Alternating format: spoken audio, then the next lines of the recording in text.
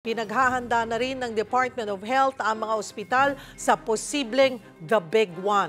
Para sa update, magbabalita live mula sa Caloocan, si JC Cosico. JC, anong klaseng paghahanda ang ginagawa ngayon ng ating Health Department?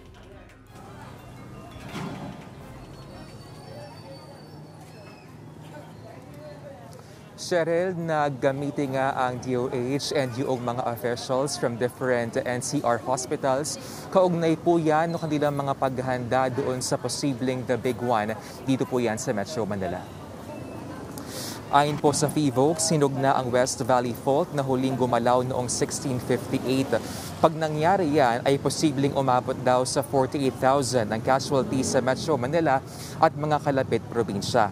Ayon po kay Health Chief Ted Herbosa, kanya pong inatasan na ang mga regional offices na i-review ang kanilang mga preparedness plan, partikular ang pagtugon sa lindol. Dapat din daw matiyak ang structural integrity ng mga health facilities at masiguro na huli itong babagsak sakaling magkaroon ng malakas na pagyanig.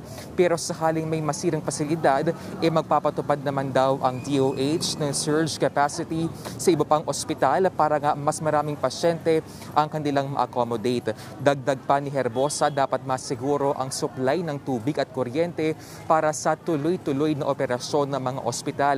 Tinukoy naman ng DOH ang mga ospital sa North, West, East, and South quadrants na maaaring puntahan ng publiko sakaling yumanig ang The Big One. Bukod pa yan sa mga LGU hospitals at private hospitals. Ipinresenta rin, Cheryl, ng bawat quadrant ang kanilang response plans mula evacuation, activation ng Emergency Operations Center hanggang post-disaster response. Cheryl, doon sa datos ng DOH, umabot nga sa 11 health facilities ang nasira po ng malakas na pagyinig dyan po sa Davao Oriental. At kabilang na nga po dyan itong Davao Oriental Provincial Hospital Manay na totally damaged na. Pero ayon naman po sa ahensya ay nag-deploy sila ng response teams doon. Cheryl. Maraming salamat, JC Cosico.